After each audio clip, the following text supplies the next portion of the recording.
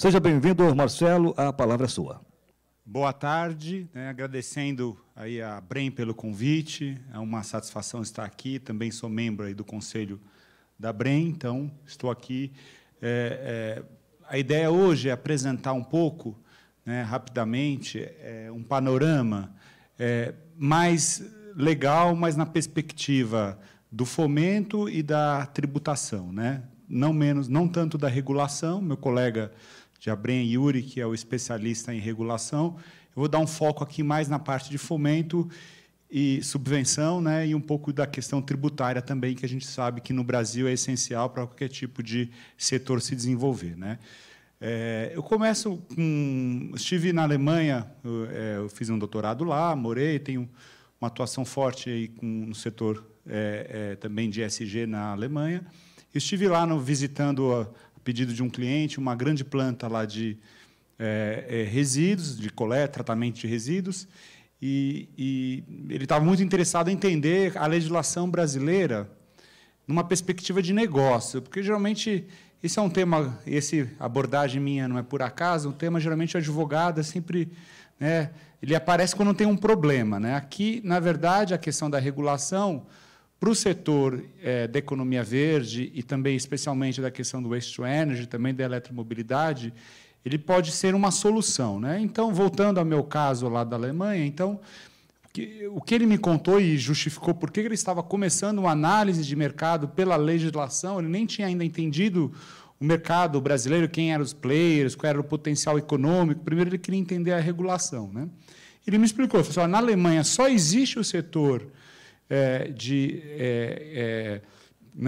que a empresa atua, porque tem uma regulação rigorosa em relação à destinação dos resíduos, e a questão também muito rigorosa em relação à questão da qualidade dos aterros e assim por diante. Então, assim, o mercado ele surgiu em razão da regulação rigorosa em relação à questão ambiental. Então, assim, o direito, nessa perspectiva, ele vem no início. Então, é muito importante, isso na Alemanha... até hoje é assim, ou seja, eu vou trazer aqui um exemplo, na Alemanha, quem compra um carro elétrico tem um bônus para comprar, o governo dá dinheiro para a pessoa comprar um carro elétrico, ou seja, nesse início é importante tanto o governo, de um lado, elevando os padrões para poder exigir que tenham soluções técnicas, e, por outro lado, também a questão dos incentivos, quer seja incentivos fiscais, uma série de benefícios fiscais para o setor da economia verde, mas também a questão de subvenções do Estado também, e um pouco também a parte de financiamento também. Então, tem, mas voltando mais uma vez ao caso da Alemanha, também lá os bancos, a maior parte dos bancos, a maior parte do mercado financeiro são de bancos estatais, a maior parte de bancos estaduais, e eles têm uma atuação muito forte também como pertencem ao governo, então tem esse foco também grande de financiamento da economia verde. Hoje foi tratado, ontem também, muito da questão do ESG, vou passar aqui rapidamente, é um tema que já é conhecido de todos, mas só para demonstrar que existe já a legislação sobre isso, desde a Constituição de 88, a questão do S, do social, do E, do meio ambiente, isso tudo já estava na Constituição de 88, mas o que a gente vê aqui é uma série de novas regulações. O tema realmente chegou... As pessoas perguntam, mas será que isso é uma moda? Já teve responsabilidade social corporativa, já teve sustentabilidade? E o ESG, eu entendo que esse é o foco que eu entendo mais adequado, até para separar um pouco de sustentabilidade. O ESG, na verdade, ele surgiu a partir do interesse do setor financeiro em financiar projetos ESG. Então, o ESG, na verdade, é uma perspectiva não só da sustentabilidade como redução de impactos ambientais negativos, mas o ESG gera oportunidades de investimento. Então, as letrinhas cresceu realmente no setor, é uma perspectiva do setor financeiro em relação à sustentabilidade das empresas. Então, eu vejo aí um momento ímpar para o desenvolvimento brasileiro, é incrível. O Brasil tem ele tem, de um lado, as oportunidades, e eu acho que a economia verde, disparado, eu trabalho muito com clientes estrangeiros, e a gente vê a busca, o Brasil hoje, infelizmente, em termos de reputação, não está muito bem, Então, o Brasil já teve muito melhor, né? Mas, de qualquer forma, na economia verde, o Brasil ainda é visto como grande potencial, né, de investimento. Então, existe a questão do potencial, né, os ativos ambientais brasileiros, mas, por outro lado, também, isso que gera oportunidade para o Brasil também tem passivos. Né?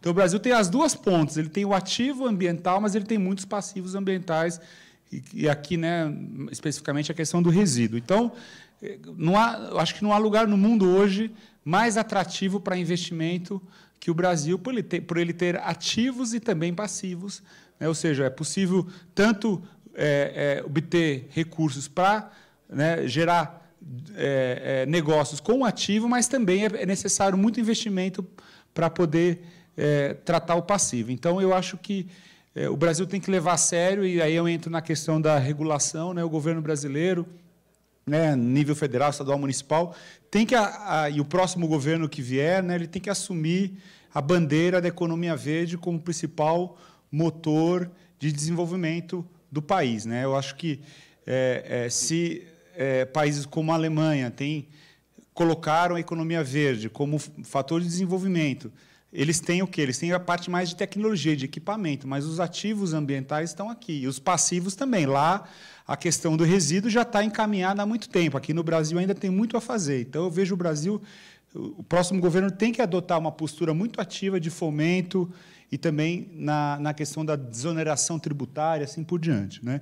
Então, por isso que eu falei que o direito agora aqui não é um problema. Eu acho que o direito pode ser uma solução para o desenvolvimento brasileiro, especificamente na economia verde. Né? Então, aqui a questão, alguns desafios do Waste to Energy, vocês conhecem bem, a questão dos contratos de longo prazo, PPA, a gente estava conversando agora, né, um grande desafio, isso é também uma questão macroeconômica brasileira, a questão do real, né, uma moeda instável, fraca. O grande desafio é que a maior parte dos investimentos estrangeiros, empréstimos ou participação, são sempre moeda estrangeira, tem essa questão. Né? Existe aí, né, essa previsão da nova lei cambial, falta a regulamentação de permitir ter contas no Brasil em dólar, talvez ajude um pouco isso, mas, de qualquer forma, isso é um desafio a seguir nos projetos de longo prazo, mas estão começando, como existe muita intenção e além de intenção, potencial de negócios, então, acho que vão surgir soluções que resolvam essa questão da moeda. Né? Já tem algumas soluções surgindo, eu acho que isso vai impulsionar. E, é claro, sobretudo na questão do resíduo, apenas o financiamento privado tradicional, ele não é suficiente, porque, é claro, né, quem investe, quem financia, quer retorno. E tem uma parte do resíduo, né, a parte inicial da coleta, isso não tem retorno financeiro. A gente sabe, voltando lá ao caso que eu comentei, né, na Alemanha, eles falam assim, olha, só existe o que se gera de recursos com toda essa questão do tratamento do resíduo não é suficiente, é claro, para todo o investimento. Então, tem que ter também, né, recurso público, e também tem que ter uma forma de financiamento pelo cidadão. Né? O cidadão tem que ter consciência de que, quando o lixo, né, não se joga fora o lixo, né? O lixo vai para algum lugar e tem o custo, né, o resíduo sólido. Então, essa é a questão. Nós temos aí na Brem, né, o Yuri está à frente disso, né, um projeto muito interessante, pressionando a questão de um projeto de lei específico, ter um marco regulatório que envolva também a questão tributária de incentivos. Né? Nós temos aí alguns outros, a gente tem feito aí na Brem um estudo para entender que tipo de incentivo tributário já seria possível utilizar, qual que deveria ainda ser agregado no nível federal, estadual. Né? A gente, depois, em uma outra oportunidade, a gente pode discutir sobre isso. Né? E a questão do Waste to Energy, aí, já atrelando um pouco a questão da eletromobilidade, né? Onde eu vejo aí um grande potencial, né, da perspectiva tributária, uma vez que, quando você tem um conceito de autoconsumo, ou seja, que quem produz energia ele mesmo consome, não há a carga tributária reduz muito. Então, ou seja, se você tivesse de forma integrada a questão da produção da energia a partir do resíduo sólido e o consumo disso na eletromobilidade, de um arranjo, né, empresarial, em que você não tenha a venda da energia, vamos dizer, para um terceiro, então você teria uma redução muito grande do custo de energia. Né? Aqui, apenas usando um pouco a criatividade e a questão dos novos modelos de negócio, que se discute, às vezes, também hoje, por exemplo, você eventualmente separar, né? Ou seja, hoje você tem o operador de transporte público, ele também é dono do equipamento, do veículo, né? E por que não, né, você ter uma empresa, né, talvez até uma joint venture entre uma empresa que opera uma planta de waste to energy junto com um fornecedor de, por exemplo, ônibus elétricos. Então, ao invés deles você separaria, isso se discute em outros países. Você tem um operador do sistema de serviço de transporte, que é um desses atores tradicionais, mas você tem uma outra empresa que poderia já fornecer o veículo para o operador com o combustível, né? Então, você imagine um arranjo em que você tivesse uma joint venture entre uma empresa que produz equipamentos, veículos elétricos, junto com uma usina de waste to energy. Então, né, o operador de transporte público ele pagaria, vamos dizer assim, por mês, né, conceito mais moderno, né, de as a service, né, ou seja, ao invés de ele comprar o veículo, eventualmente ele já pagaria por mês o veículo já estaria com o combustível, né? Então, ele teria esse joint venture não só forneceria o operador de transporte público forneceria o veículo, mas também forneceria a energia produzida através do waste to energy. Só uma possibilidade de inovação, né, que se discute e aí eventualmente em outros países, né? Então, nós temos aqui o grande desafio, não só do waste to energy, as energias renováveis em geral, né, que nós temos, na verdade, uma carga tributária, tanto não só na comercialização da energia, né, como se imagina, mas também na própria aquisição dos equipamentos, né? Muitos equipamentos são importados por falta de tecnologia no Brasil, daí você tem toda a carga tributária na importação, né? Tem formas de reduzir isso, né? Tem o conhecido como ex-tarifário, um sistema que, se não há similar no Brasil, você, né, tem uma redução ou até não tem impostos de importação, por exemplo, né? Mas, de qualquer forma, esse é um grande desafio, a gente vê aí no dia a dia, assim, é um grande obstáculo, né, essa questão tributária de importação, né? Além de toda a questão da complexidade, tem a questão da guerra fiscal, que agora está mais ou menos resolvida, né? Mas, então, você tem toda essa carga tributária nos equipamentos, né? E mesmo que sejam equipamentos nacionais, né? Então, tem, claro, alguns setores, aí, não o waste to energy, ainda já tem uma série de benefícios nesses equipamentos. O grande desafio, né, é atualizar, inclusive, porque tem alguns benefícios que não consideram a tecnologia atual, né? Então, claro, a tecnologia avança muito mais rápido do que os legisladores. Então, é preciso atualizar listas de equipamentos que têm incentivos fiscais para poder contemplar toda a gama de equipamentos utilizados no waste to energy, né? E você tem também o projeto de waste to energy, não deixa de ser um projeto também de infraestrutura, né? Então, você tem também uma série de benefícios para projetos de infraestrutura. Algum deles já até seria possível aplicar a um projeto de waste to energy, ou necessitaria de uma adaptação da legislação. Também é uma outra frente aí que é preciso, né, esse projeto de lei que a Brem está capitaneando também contempla, em certo ponto, isso, né? E, então, assim, aqui, então, voltando a esse link entre o waste to energy e a questão da eletromobilidade, acho que algum arranjo que permita, né, que a produção de energia seja utilizada já por quem opera, de alguma forma, o transporte ou quem fornece o equipamento, assim por diante, né? E o que existe em outros países já em relação à eletromobilidade, tem uma série de incentivos já, né? O Brasil está começando aí devagar, mas, né, como exemplo, né, voltando aqui um pouco à Alemanha, onde eu conheço um pouco mais, né? Então, lá, por exemplo, desde o consumidor pessoa física, ele pode deduzir do imposto, né, no imposto de renda dele, e as empresas também. Então, a empresa, por exemplo, lá, geralmente, se você tem um veículo se você fornece veículo para os seus funcionários e ele usa o veículo para fins particulares, por exemplo, no final de semana ou para outras finalidades, o combustível também, na Alemanha, no Brasil também, em tese, a regra é a mesma, lá eles são muito rigorosos, a empresa não pode deduzir dos impostos 100% do valor do veículo, porque uma parte do veículo é utilizado pelo funcionário para fins particulares. Mas se for, por exemplo, um veículo elétrico, lá a dedução é 100%, né?